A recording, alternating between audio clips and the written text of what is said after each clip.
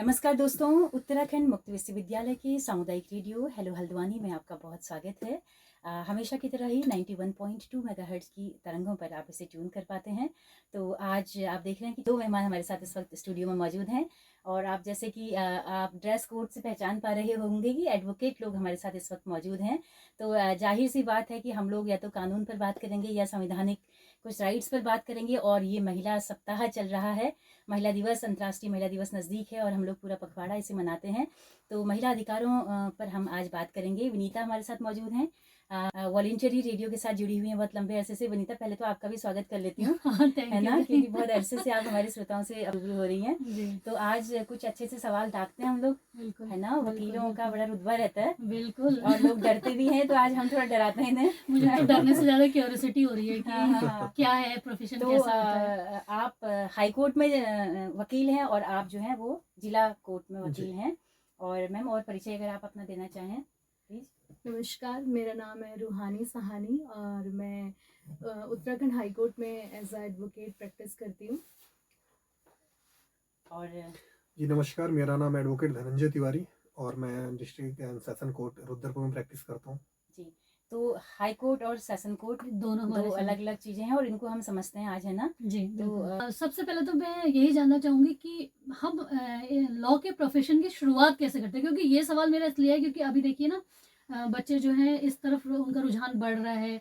12th करने के बाद बहुत सारे ऑप्शंस में अब ये भी एक मेन ऑप्शन बच्चों की लिस्ट में आ चुका है कि लॉ का प्रोफेशन बहुत उनको आकर्षित कर रहा है, खींच रहा है। तो कैसा है, क्या है? तो मैं यहाँ पे थोड़ा सा आपसे जानकारी चाहूंगी कि अगर हमें इस प्रोफेशन में जाना है, इसको चुनना है, तो सबसे पहला कदम क्या होना चाहिए किसी भी स्टूडेंट का? कि मैम, लॉ आप आफ्टर 12th यानी इंटर के बाद भी कर सकते हैं और आफ्टर ग्रेजुएशन के बाद भी कर सकते हैं।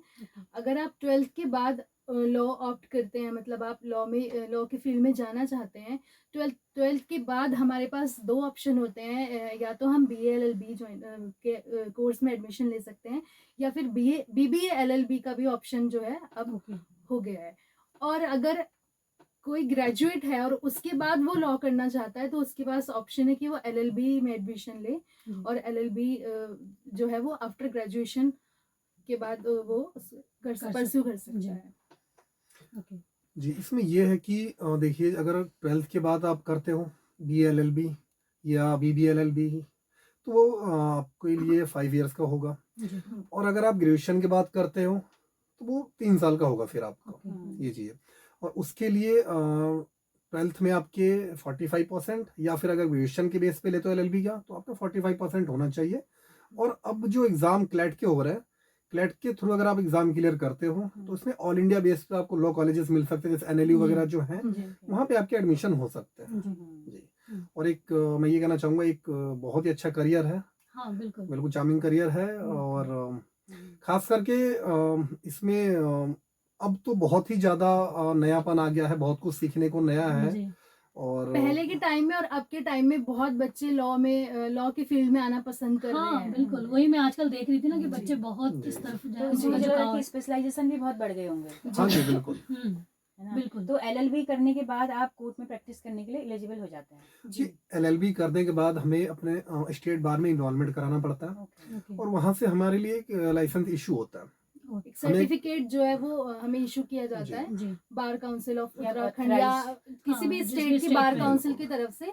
उसके बाद हम ऑथराइज्ड होते हैं कि हम कोर्ट में एज अ एडवोकेट अगर। जी देखिए, इसमें ये चीज़ है कि आफ्टर स्टेट में इन्वॉल्वमेंट होने के बाद हम जिस भी कोर्ट में प्रैक्टिस करना चाहते हैं, वहाँ के बार में हमें मेंबर बनना पड़ता है। जैसे डिस्ट्रिक्ट लेवल में बताऊँ तो बार एसोसिएशन होता है, जैसे हमारे यहाँ रुद्रपुर में जिला एवं सत्र बार एसोसिएशन जो है, तो उसमें हमें इन्वॉल्वमेंट होना पड़ता है। उसके बाद फिर हम इंडिविजुअल अपनी प्रैक्टिस कर सकते हैं।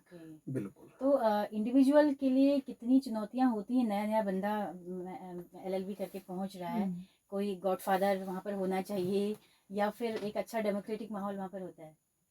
कि मैम, जब कोई फर्स्ट जनरेशन में अगर मतलब घर का जो पहला वकील होता है उसके लिए तो मैम बहुत स्ट्रगल है इस प्रोफेशन में।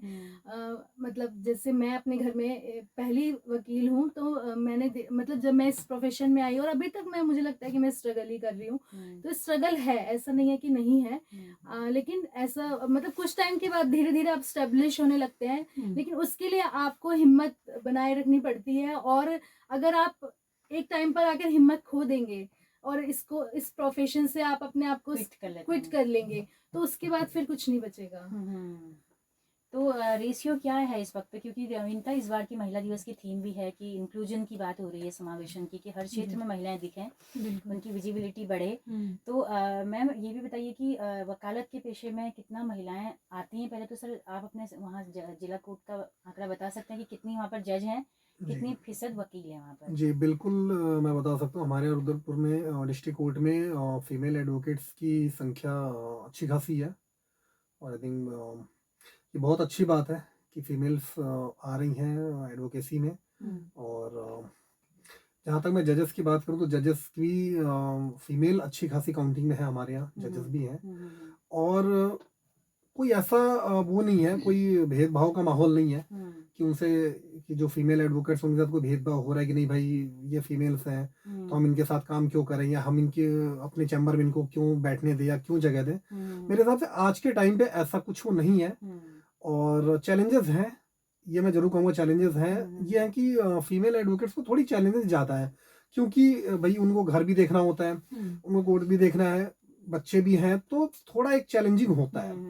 पर मैं इस चीज़ के लिए दाद दूंगा कि उसके बाद भी हमारे डिस्ट्रिक्ट कोर्ट में बहुत से फीमेल एडवोकेट्स हैं जो सब कुछ मैनेज कर रही हैं, अपना घर भी मैनेज कर रही हैं और एडवोकेसी के प्रोफेशन में भी हैं। मुझे लग रहा है ये सारे प्रोफेशंस का संकट ये है तो बिल्कुल बिल्कुल कामकाजी महिला जहाँ से हो गई तो जी। उसको दो फिर उसे डबल रोल करना ही मल्टीटास्किंग करना। उसको बिल्कुल। बनना पड़ रहा है। जी। लेकिन मैम पिछले 4-5 सालों में देखा जाए अगर, तो फीमेल एडवोकेट्स की जो स्ट्रेंथ है, चाहे वो डिस्ट्रिक्ट कोर्ट हो चाहे हाई कोर्ट हो, वो बहुत ज्यादा हो गई है, बड़ी है। अच्छा, बड़ी है। और अभी हाल फिलहाल में ही इसी मंथ जो है हमारी पहली उत्तराखंड की चीफ जस्टिस मिसेस रितु बहारी जी ने जो है as a chief justice of Uttarakhand charge संभाला है। क्या बात है। अभी तक जब से उत्तराखंड बना है, हमारे उत्तराखंड में कोई महिला चीफ जस्टिस नहीं आई थी, लेकिन अभी जो है हमारे हाई कोर्ट में जो है पहली महिला चीफ जस्टिस जो है रितु बहारी जी, वो आई है। जी जी जी।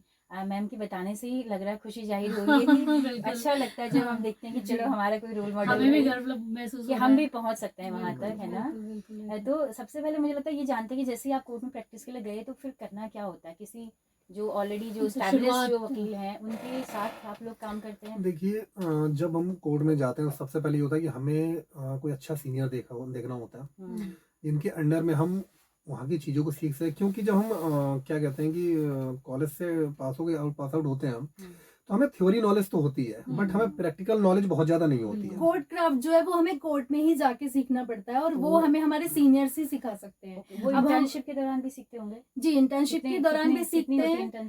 इंटर्नशिप वो आपके ऊपर डिपेंड करता है कि आप कितने टाइम, वैसे कॉलेज कराते हैं, कॉलेज 1 महीने या 1.5 महीने 2 महीने की इंटर्नशिप कराते हैं। किसी किसी कॉलेज में हर सेमेस्टर में इंटर्नशिप कराई जाती है। वो अलग अलग कॉलेज के ऊपर डिपेंड करता है कि वो कितने टाइम के लिए इंटर्नशिप करवाएं। ओके। तो फिर किसी के साथ आपको काम सीखने के लिए जुड़ना ही जुड़ना है। जी। तो उसमें फिर चुनने के लिए क्या महिला वकील हैं जो रुतबे वाली स्थिति में हैं? आजकल के टाइम पे है मैम, ऐसी बहुत सी एडवोकेट हैं, महिला वकील भी हैं जो से हमारे हाई कोर्ट में तो सीनियर एडवोकेट भी हैं और बहुत से जूनियर एडवोकेट भी हैं। जो फीमेल एडवोकेट्स हैं वो जूनियर में भी हैं और सीनियर भी हैं बहुत सारे, जिनके साथ हम जुड़ के अपनी प्रैक्टिस जो है आगे कंटिन्यू कर सकते हैं। देखिए, कोर्ट में आफ्टर एनरोलमेंट, स्टेट में एनरोलमेंट हो, जब हम कोर्ट में जाते हैं तो हमारे लिए सबसे बड़ा चैलेंज होता है एक अच्छा सीनियर ढूंढना। क्योंकि जब सीनियर अच्छा होगा तभी हम अच्छे से चीज़ों को सीख पाएंगे कि हमारे कोर्ट के एथिक्स कैसे हैं, कैसे हमें कोर्ट में एंट्री लेनी है। तो वो जो बेसिक जो चीज़ें होती हैं वो हमारे सीनियर ही हमें बताते हैं। तो सबसे ज़्यादा इंपॉर्टेंट होता है एक अच्छा सीनियर ढूंढना डिस्ट्रिक्ट कोर्ट में। गुरु और शिष्य वाली परंपरा मतलब कायम है यहाँ पर। सारे दाव पेंच जो है सीखने होते हैं। ओके। तो वही। कैसा लगता है, मतलब मजा आता है इस काम में, सीखने में, नया रोज चैलेंजेस हैं, नई जी। तरह के केस आ रहे हैं, नई तरह के अपराध की रोज घटनाएं हैं। मैम कुछ नया सीखने को मिलता है। आप कोर्ट में जाएंगे तो आप अगर वैसे एज अ लिटिगेंट भी आप अगर जाते हैं, अगर आप एज अ क्लाइंट भी अगर वहां पर जाते हैं, आप वहां बैठते हैं, आप वहां 10 नई चीज सीख सकते हैं। हर केस में कुछ नया है, हर किसी की अपनी एक स्टोरी है, हर केस की अपनी एक स्टोरी है। आपको उसमें कुछ ना कुछ नॉलेजेबल जो है, हो सकता है आप कोई सेक्शन के बारे में आपको नॉलेज मिल जाए, या पर्टिकुलर किसी लॉ के बारे में, या कोई एक्ट उसका नाम आपको पता चले। आप कुछ ना कुछ कोर्ट में अगर आप बैठते हैं तो आप कुछ ना कुछ तो सीखेंगे ही वहाँ बिल्कुल। पर। और विनीता, मुझे लगता है कि जो हमारी जो एक इमेज है कि वकील के पास जो है वो किताब मोटी मोटी बहुत जो बिल्कुल। होती हैं वो सब रहती हैं, नहीं डिटेल में पूरी डेप्थ तक जाने के लिए फिर आप पन्ने तो पलटते ही होंगे। देखिए वो- क्या है कि लॉ जो है ये बहुत ही बड़ा इसका एक कह It's सकते हैं like कॉन्सेप्ट ocean, है। हाँ, एक बहुत जो ही बड़ा कभी वो ना है। खत्म होने वाला हम्म। ओशियन की और तरह है। हमें तो ये लगता है कि हम इसमें जितना सीखते जाते हैं, हमें लगता है कि यार अभी हमें और सीखना है, अभी हमें और सीखना है ये चीज, क्योंकि क्योंकि हर इसमें हर केस की अलग कहानी है ना, बिल्कुल। बिल्कुल मैम ही हर लॉ में कुछ ना कुछ टाइम बाद अमेंडमेंट्स होती रहती amendments भी है, होते हैं, और बिल्कुल। उनको हम हर चीज तो देखिए याद नहीं रख सकते हैं, क्योंकि इतना वास्ट इसका, इतना मतलब जस्ट लाइक ओशियन इसका जो सिलेबस है, या कह सकते हैं कि इतनी सारी चीजें हैं पढ़ने के लिए, तो बुक तो उठानी पड़ती ही है। लेकिन ये कि इसमें भी कुछ ना कुछ अमेंडमेंट होता है, रोज नई नई गाइडलाइंस भी आती हैं, कुछ जजमेंट्स जो है वो ओवररूल्ड भी होते हैं, तो वो सब चीजें हमें उसकी नॉलेज रखनी पड़ती है, बिल्कुल। तो उसके लिए हमें पढ़ना ही पड़ता है। बिल्कुल बिल्कुल। बिल्कुल। तो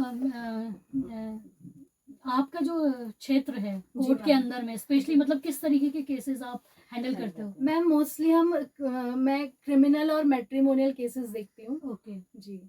और सर आपका? मैं भी डिस्ट्रिक्ट कोर्ट में क्रिमिनल मैट्रिमोनियल देखता हूँ, बस फर्क ये है कि मैडम हाई कोर्ट में देखती है और मैं अच्छा, डिस्ट्रिक्ट कोर्ट में district देखता ओके हूँ। ओके। जी। तो क्या क्या किस किस तरह के केस आते हैं मैम, थोड़ा बताइए, मैट्रिमोनियल में क्या क्या जैसे आते हैं? मैम मैट्रिमोनियल में मोस्टली डाइवोर्स से रिलेटेड, हरेसमेंट से रिलेटेड, 498A, डोमेस्टिक वायलेंस, इस तरीके के केसेस जो हैं, जो महिलाओं के साथ जितने भी अत्याचार हो रहे हैं उनसे रिलेटेड जो केसेस हैं वो आते हैं। जैसे विनीता, आंकड़ा है पता नहीं किस कहीं का अपराध रिकॉर्ड ब्यूरो का, कि बहुत कम फीसद महिलाएं रिपोर्ट करने आ पाती हैं। हाँ, तो तो वे मैम वहाँ तो आपको तो खैर दिखती होंगी, लेकिन वो बहुत कम फीसद शायद है ना? नहीं या मैम, अब महिलाएं सामने आ रही हैं। अब जो है हम्म। नंबर ऑफ, इस समय मैट्रिमोनियल केसेस का जो नंबर है वो बहुत ज्यादा बढ़ता जा रहा है। अब आप देखेंगे तो हर साल लगभग हजारों की संख्या में जो है मैट्रिमोनियल केसेस जो है वो दर्ज हो रहे हैं। अच्छा, जी तो ये अवेयरनेस का परिणाम है कि क्यों हिंसा झेलें, जी तलाक के लिए इसीलिए लोग हिम्मत कर जी, पा रहे हैं। इसलिए बिल्कुल। हिम्मत कर पा रहे अब हैं। थोड़ा सा अब पूरी सोसाइटी के अंदर भी चेंजेस आए हैं ना, बहुत सारी चीजें बदल तो रही हैं। देखिए पहले तो- क्या होता था कि पहले महिलाएं सह लेती थी हम्म, कि वही कहीं घर ना टूट जाए, घर ना हाँ, बर्बाद हो जाए, बिल्कुल। बच्चे हो गए, अब हम लेके कहाँ जाएंगे। पर उस समय आत्मनिर्भर भी के नहीं होती हाँ थी। बिल्कुल आत्मनिर्भर नहीं होती, पर अब के समय और उस समय बहुत ज्यादा फर्क आ चुका है। अब भी वो भी जागरूक हो गई हैं, प्लस गवर्नमेंट की अलग अलग जो स्कीमें चलती हैं, या उन्हें जो फ्री लीगल एडवाइस या करियर काउंसलिंग, बहुत सी चीजें इससे हैं जिनसे उनको नॉलेज हो गया है। डिजिटल, जिस तरीके से चीजें। डिजिटलाइजेशन जो है वो बढ़ता जा रहा है, महिलाएं जो है वो अपने अधिकारों को लेके बहुत ज्यादा अवेयर होती जा रही हैं। तो घर बैठे क्या हम लोग शिकायत कर सकती हैं महिलाएं? बिल्कुल मैम। अच्छा। आजकल तो हर चीज ऑनलाइन हो गई है। आप ऑनलाइन FIR दर्ज करा सकते हैं। ऑनलाइन कोई भी कंप्लेन आप कहीं भी साइबर सेल में या फिर आप पुलिस स्टेशन में जो है ऑनलाइन कंप्लेन रजिस्टर करा सकते महिला हैं। हेल्पलाइन नंबर है, महिला वहाँ भी हेल्पलाइन आप कर नंबर है, सकते हैं। चाइल्ड हेल्पलाइन नंबर है, वुमेन्स हेल्पलाइन नंबर है। बिल्कुल बिल्कुल। तो एक सहूलियत है कि घर बैठी महिला, बिल्कुल। क्योंकि थाने में जाना भी एक बहुत बड़ा स्टेप होता है कि जी, कैसे मैम। जाए, है ना? बिल्कुल। आज भी कई महिलाएं जो है वो थाने में जाने से घबराती हैं। अब जैसे ना कोई एक महिला है, मान लीजिए आर्थिक रूप से इतनी सक्षम नहीं है, लेकिन उसे वकील की आवश्यकता है, तो उसके लिए क्या प्रोसेस रहता होगा कोर्ट में? मैम उसके लिए फ्री लीगल एड जो है वो हर कोर्ट में आपको अवेलेबल मिल जाती है। जी मैम। और उसके लिए उसे कुछ ऐसे पैसे वगैरह कुछ देने नहीं है, बस नहीं मैम, वहाँ पे आपको आवेदन करना होगा कि अच्छा। मुझे एक विधिक सहायता चाहिए। तो ये इस कोर्ट में तरीके आके का- आवेदन करना होगा या जी कहीं और मैम, अन्य कोर्ट विभाग में में? आके आवेदन करना होगा। आप एक लिखित में एक आप एप्लीकेशन जो है वो दे सकते हैं, हाँ। और उसके बाद जो है आपको फ्री लीगल एड से आपको एक एडवोकेट जो है आपकी विधिक सहायता के लिए मिल जाएंगे। मिल जाएंगे। ओके।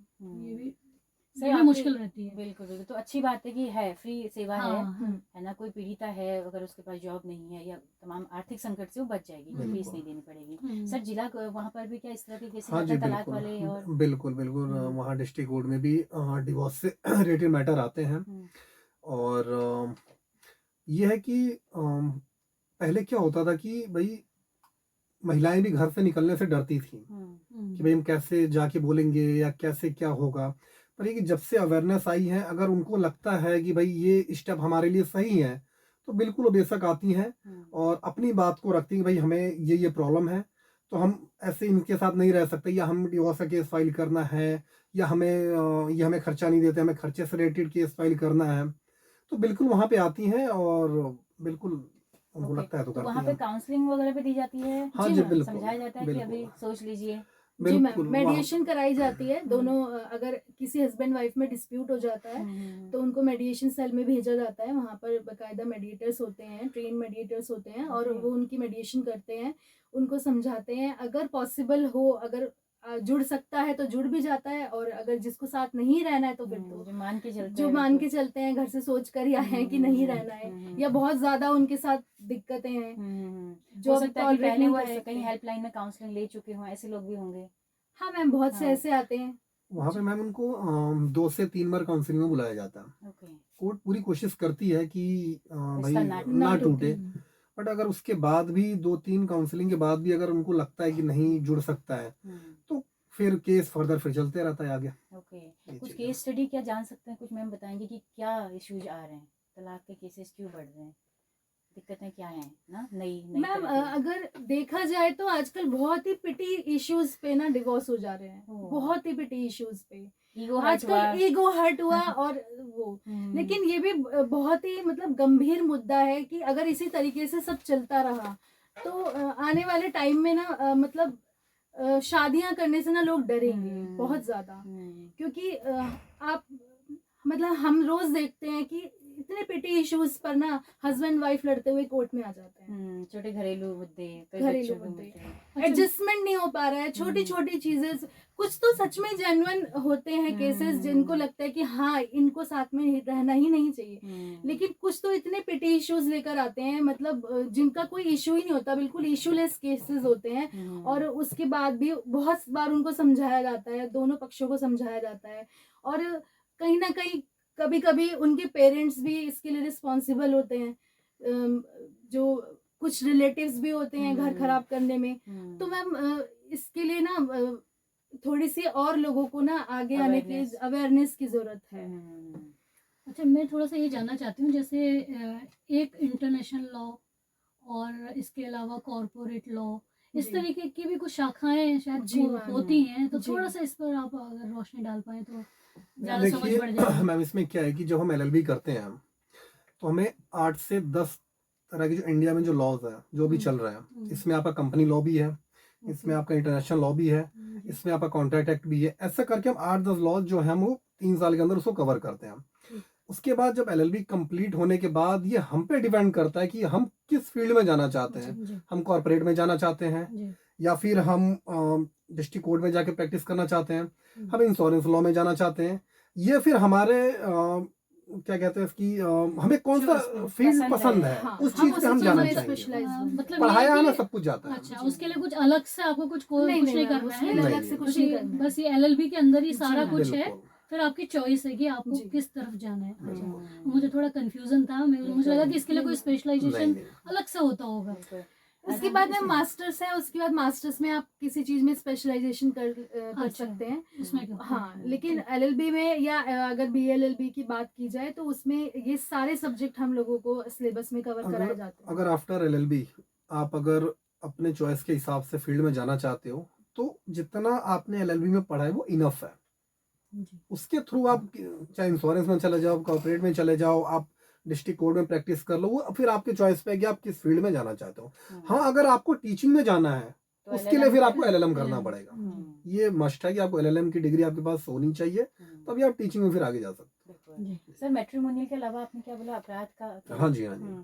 तो सर उसमें जैसे अब हम आजकल देखते हैं कि महिला अपराधियों की संख्या बढ़ रही है, तो लोग बड़ा चौंकते हैं कि अच्छा महिलाएं भी अपराध कर रही हैं, क्योंकि बिल्कुल घर परिवार के दायरे से जब वो बाहर निकल रही हैं तो फिर उसकी भी गुंजाइशें बढ़ जाती हैं कि वो अपराध में भी शामिल हों, या कई बार उनको सामने खड़ा करके एक टूल के हाँ तौर पर बिल्कुल इस्तेमाल किया बिल्कुल जाता है। बिल्कुल जैसे हम अगर प्रोस्टिट्यूशन में देखें या फिर हम नशे के कारोबार में देखें, तो कई बार उनको भी, क्योंकि महिलाओं पर जल्दी से कोई भरोसा करते हैं कि अच्छा ये अपराध नहीं करेगी, तो सर किस किस तरह के केस आ रहे हैं आजकल महिला अपराध के? देखिए, महिला अपराध में सबसे पहले तो जो आ रहे हैं वो नशे से रिलेटेड ही आ रहे हैं कि महिला को यहाँ इतने नशे के उस चीज़ के साथ पकड़ा गया। तो ये चीज़ एक बहुत बड़ी प्रॉब्लम जो खुल के सामने आ रही है कि बहुत ही ज़्यादा संलिप्तता मिल रही है महिलाओं की इस फील्ड में, कि मतलब ये बोलें कि उसमें कि भाई ये नशे के कारोबार से जुड़ी हुई हैं। वो मुख्य सरगना नहीं होती हैं। हाँ, हाँ, कहीं ना कहीं मोहरा बनाया जाता है मोहरा उन्हें। बनाया, जी। ज्यादातर और उसके थ्रू फिर ये है कि ऐसी कोई बात आती है तो फिर एक महिला से फिर बहुत लोग फिर बदनाम होते हैं। तो ये चीज़ एक बहुत ही गलत हो रहा है कि उनको कहीं ना कहीं इसके लिए मोहरा बनाया जा रहा है।